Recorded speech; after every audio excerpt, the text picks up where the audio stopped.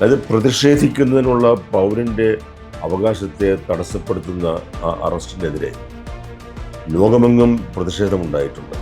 ഈ ഉമർ ഖാലിദിന് അയച്ച കത്ത് അത് ലോക മനസാക്ഷിയെ സ്പർശിക്കുന്ന ഒന്നായി അത് മാറി.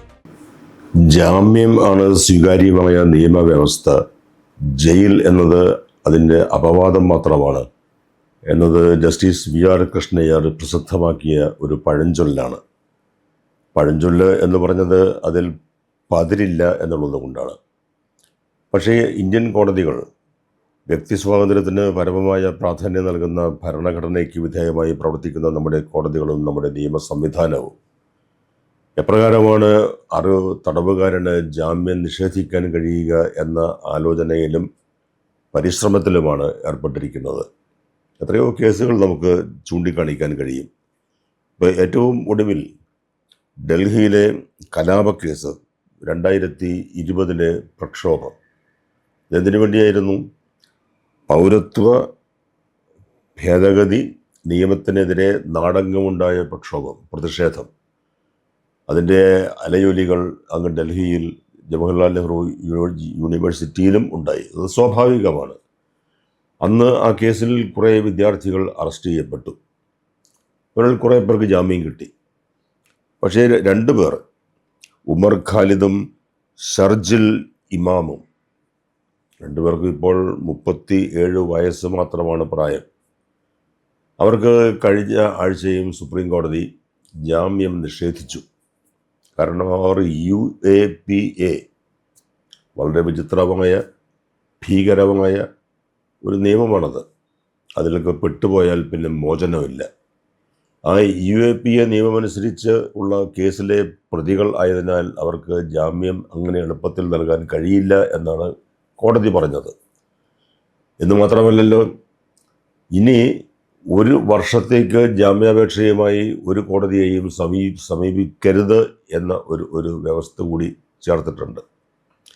UAPA നിയമം എന്നത് ഒരു ഡ്രാക്കോണിയൻ നിയമമാണ്, കരി നിയമമാണ്. അതിനെതിരെ നല്ല തോതിലുള്ള വിമർശനം നാടെങ്ങും ഉണ്ടായിട്ടുണ്ട്, ഇപ്പോഴും ഉണ്ടായിക്കൊണ്ടിരിക്കുന്നുണ്ട്. അതിൻ്റെ പ്രത്യേകത എന്താണ്? അവിടെ പ്രതിഭാഗം പറയുന്നത് എന്ത് എന്ന് കേൾക്കാതെ ജഡ്ജിക്ക്, ജാമ്യ ഹർജി പരിശോധിക്കുന്ന ജഡ്ജിക്ക് പ്രോസിക്യൂഷനെ മാത്രം കേട്ടുകൊണ്ട് അതിൽ ഒരു പ്രഥമദൃഷ്ടിയ കേസുണ്ടോ എന്ന് മാത്രം നോക്കിയാൽ മതി. അതെന്തൊരു നോട്ടമായിരിക്കും, അതെന്തൊരു നിഗമനമായിരിക്കും നമുക്കറിഞ്ഞുകൂടാ. അതുകൊണ്ട് ഈ കേസിൽ അവർ അറസ്റ്റ് ചെയ്യപ്പെടുമ്പോൾ 32 വയസ്സ് വിദ്യാർത്ഥി നേതാക്കളാണ് അവിടെ.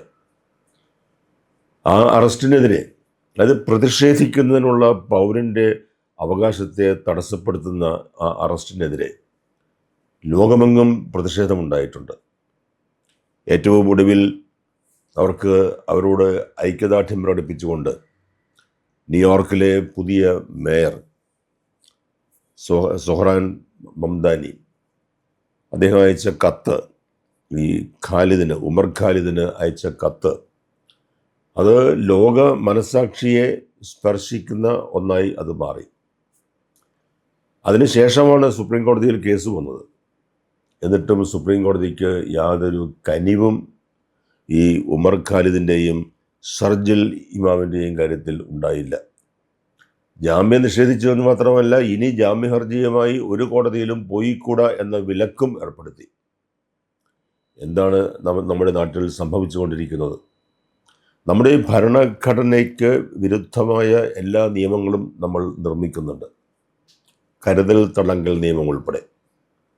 കരുതൽ തടങ്കൽ എന്ന് പറയുമ്പോൾ ആ വ്യക്തി ഒരു കുറ്റവും ചെയ്തിട്ടില്ല, അയാൾ ഒരു കുറ്റവും ചെയ്യാതിരിക്കുന്നതിനുള്ള ഭരണകൂടത്തിൻ്റെ കരുതൽ, അതാണ് ആ പേര് തന്നെ സൂചിപ്പിക്കുന്നത്, കരുതൽ തടങ്കൽ നിയമം എന്ന്. നമുക്ക് സ്വാതന്ത്ര്യം കിട്ടുമ്പോൾ, അല്ലെങ്കിൽ നമുക്ക് നമ്മുടെ ഭരണഘടന പ്രാബല്യത്തിൽ വരുന്ന ഘട്ടത്തിൽ, അപ്പോഴൊക്കെ AKG എന്ന ജനകീയ നേതാവ് ജയിലിലായിരുന്നു. എന്തെങ്കിലും കുറ്റം ചെയ്തതിൻ്റെ പേരിലല്ല, കരുതൽ തടങ്കൽ നിയമം അനുസരിച്ച് അദ്ദേഹത്തെ അറസ്റ്റ് ചെയ്ത് ജയിലിൽ പാർപ്പിച്ചിരിക്കുകയായിരുന്നു. അദ്ദേഹത്തിൻ്റെ ഹേബിയസ് കോർപ്പസ്, എനിക്ക് തോന്നുന്നു നമ്മുടെ ഭരണഘടനയിൽ പ്രാബല്യത്തിൽ വന്നതിന് ശേഷമുള്ള ആദ്യത്തെ ഹേബിയസ് കോർപ്പസ് ഹർജിയാണ്. ഒരു റിലീഫും ആശ്വാസവും ജയിലിൽ കിടക്കുന്ന AKGക്ക് നൽകാൻ നമ്മുടെ കോടതിക്ക് ആയില്ല. അതൊക്കെ ചരിത്രമാണ്. അതുകൊണ്ട് ഇവിടെ ഇന്ത്യയിൽ പ്രക്ഷോഭം നടത്തുന്നതിന്, പ്രതികരിക്കുന്നതിന്, പ്രതിഷേധിക്കുന്നതിന് ഉള്ള സ്പേസ്, അതിനുള്ള ഇടം പരിമിതപ്പെടുന്നു, കുറഞ്ഞു വരുന്നു എന്ന് കാണുന്നത് അത് നമ്മുടെ ജനാധിപത്യത്തെ തന്നെ അപകടത്തിലാക്കുന്ന ഒരു പ്രവണതയാണ്. നമ്മുടെ ജനാധിപത്യത്തിന് എന്തോ സംഭവിക്കാൻ പോകുന്നു എന്ന് അതിനൊരു മുന്നറിയിപ്പാണ്, സൂചനയാണത്. ആർക്കും ആരെയും ഏത് പോലീസുകാരൻ വിചാരിച്ചാലും ഒരു കുറ്റപത്രം എഴുതി തയ്യാറാക്കി ആരെയും ദീർഘകാലം ജയിലിൽ പാർപ്പിക്കാം എന്ന അവസ്ഥ, അത് ജനാധിപത്യത്തിന് അലങ്കാരമല്ല എന്ന് മാത്രം മിതമായ ഭാഷയിൽ പറയുകയാണ്. ഈ കേസിൽ എന്താണ് സംഭവിക്കാൻ പോകുന്നത്? അവിടെ 700 സാക്ഷികളാണ് ആ കേസിലുള്ളത്. 700 സാക്ഷികളെ വിസ്തരിച്ച് വരിക എന്നൊക്കെ പറഞ്ഞാൽ ഏത് കാലത്തായിരിക്കും ഈ കേസ് അവസാനിക്കാൻ പോകുന്നത്? അങ്ങനെയുള്ള കുറേ കേസുകൾ, കുറേ നിർഭാഗ്യവാന്മാരായ മനുഷ്യർ അകപ്പെട്ടു പോയ കേസുകൾ നമ്മുടെ മുന്നിലുണ്ട്. ഇപ്പോൾ ഞാൻ തന്നെ നേരിട്ട് ഇടപെട്ടിട്ടുള്ള ഒരു കേസാണ് അബ്ദുൽ നാസർ മദനിയുടേത്. അബ്ദുൽ നാസർ മദനി അറസ്റ്റ് ചെയ്യപ്പെട്ടത് 2010 ആണ്. ഇപ്പോൾ 15 വർഷം. ബാംഗ്ലൂർ സ്ഫോടന കേസാണ് വിഷയം.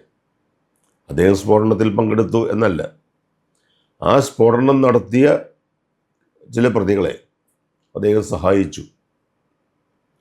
ഒരു കാലില്ലാത്ത, ആ വൈകല്യത്തോടെ ജീവിക്കുന്ന, നിരവധിയായ രോഗങ്ങൾക്ക് വിധേയനായി കഴിയുന്ന അബ്ദുൽ നാസർ മദനിയെ 15 വർഷമായി ജയിലിൽ പാർപ്പിച്ചു. ഒടുവിൽ ജാമ്യം കിട്ടി എന്ന് പറഞ്ഞാൽ അതും അദ്ദേഹത്തെ സംബന്ധിച്ച് തടവിൻ്റെ തുടർച്ച മാത്രമാണ്. തുടരുന്ന തടവ് അല്ല ജാമ്യം എന്ന് പറഞ്ഞാൽ നിരുപാധികം. കേസിൻ്റെ നടത്തിപ്പിന് ആവശ്യമായ ചില വ്യവസ്ഥകൾ ചേർക്കാം, അതിനപ്പുറമുള്ള നിയന്ത്രണങ്ങൾ ഉണ്ടായിക്കൂടാ. പക്ഷെ അതൊന്നുമല്ല കാണുക. മദനിയുടേതൊരു ക്ലാസിക് എക്സാമ്പിളാണ്. ഒരു പൗരനെ, അദ്ദേഹം ഒരു മതപ്രഭാഷകനാണ്, രാഷ്ട്രീയ നേതാവാണ്, അദ്ദേഹം ഒരു രാഷ്ട്രീയ പാർട്ടിയുടെ ചെയർമാൻ ആണ്. കേരളത്തിലെ പൊതുരംഗത്തും രാഷ്ട്രീയ രംഗത്തും ഒരു നിറഞ്ഞ സാന്നിധ്യമായിരുന്നു മദനി. പക്ഷെ അദ്ദേഹത്തിൻ്റെ ജീവിതം എങ്ങനെയാണ് അവസാനിക്കാൻ പോകുന്നത്? 10 കൊല്ലം കോയമ്പത്തൂർ സ്ഫോടന കേസിൽ അദ്ദേഹം കോയമ്പത്തൂർ ജയിലിൽ. എന്ത് സംഭവിച്ചു? ഒടുവിൽ നിരുപാധികം അദ്ദേഹത്തെ വിട്ടയച്ചു. ഒരു ആരോപണവും തെളിയിക്കാൻ കഴിഞ്ഞില്ല.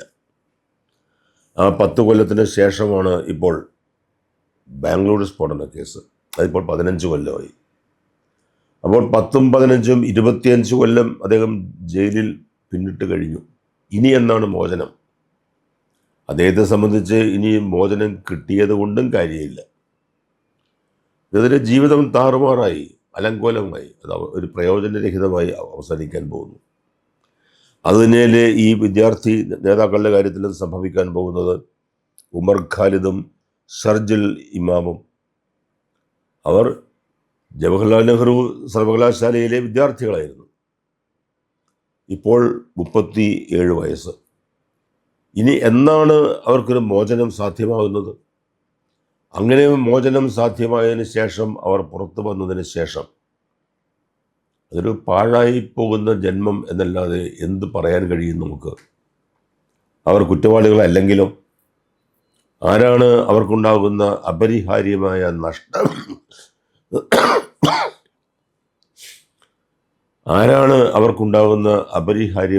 നഷ്ടം നികത്തുന്നത്? അല്ലെങ്കിൽ എങ്ങനെ നികത്താൻ കഴിയും? ഈ വക ചോദ്യങ്ങളൊന്നും നമ്മുടെ കോടതികളെ അലട്ടുന്നില്ല എന്നുള്ളത് അതൊരു വലിയ പ്രശ്നമാണ്. കലാപത്തിന് ആഹ്വാനം നൽകി, കലാപത്തിന് കാരണക്കാരായി, ന്യായമായ ഒരു ആവശ്യത്തെ മുൻനിർത്തിയുള്ള പ്രതിഷേധത്തിന് ചിലപ്പോൾ ആ പ്രതിഷേധം പ്രക്ഷോഭമായി മാറും. അതിനെ പോലീസ് നേരിടുന്നത്, ഭരണകൂടം നേരിടുന്നത്, അതിനെ നിയമവിരുദ്ധമായ കലാപത്തിനുള്ള ശ്രമം എന്ന് വ്യാഖ്യാനിച്ചുകൊണ്ടാണ്. അപ്പോൾ എൻ്റെ കാര്യം, ഞാനൊരു കലാപക്കേസിൻ്റെ പ്രതിയാണ്. വിചാരണ നേരിട്ടുകൊണ്ടിരിക്കുകയാണ്. മീഡിയ വൺ എന്ന ചാനൽ, ആ ചാനലിൻ്റെ സംപ്രേഷണ അനുമതി വിലക്കിയ ഒരു ഘട്ടം വന്നു കേന്ദ്ര ഗവൺമെൻറ്. കേന്ദ്ര ഗവൺമെൻറ്റിൻ്റെ നടപടിക്കെതിരെ എറണാകുളത്ത് നടന്ന പ്രതിഷേധ യോഗത്തിൽ പ്രസംഗിച്ചു എന്നതാണ് ഞാൻ ചെയ്ത കുറ്റകരമായ പ്രവൃത്തി. പക്ഷെ ചാർജ് എന്താണ്? ചാർജ് കലാപത്തിന് ആഹ്വാനം ചെയ്തു എന്നാണ്. അപ്പോൾ വകുപ്പും ശിക്ഷയും എല്ലാം മാറും. അപ്പോൾ ഇങ്ങനെയാണോ പോലീസ് പെരുമാറേണ്ടത്? അതോ ഇങ്ങനെയാണോ പോലീസിൻ്റെ പെരുമാറ്റത്തിന് അല്ലെങ്കിൽ ഭരണകൂടം വഴി തുറന്ന് കൊടുക്കേണ്ടത്? അതുകൊണ്ട് എക്കാലത്തും വ്യക്തി സ്വാതന്ത്ര്യത്തെ സംബന്ധിക്കുന്ന പ്രശ്നമുണ്ടാകുമ്പോൾ, ഒരു വ്യക്തി പോലീസിൻ്റെ പിടിയിലാകുന്നു, ജാമ്യമില്ലാതെ ജയിലിൽ കിടക്കേണ്ടി വരുന്നു എന്ന അവസ്ഥയുണ്ടാകുമ്പോൾ, നമ്മൾ വി ആർ കൃഷ്ണയ്യരുടെ വാക്കുകൾ വളരെ ആദരവോടെ അനുസ്മരിച്ചു പോകുന്നു, വീണ്ടും ഓർത്തു പോകുന്നു. Bail is the rule, jail is exception. ജാമ്യമാണ് നിയമം, ജാമ്യമാണ് തത്വം. ജയിൽ എന്നത്, തടവ് എന്നത് അതിനുള്ള അസാധാരണമായ സാഹചര്യങ്ങളിൽ ഏർപ്പെടുത്താവുന്ന അപവാദം മാത്രമാണ്.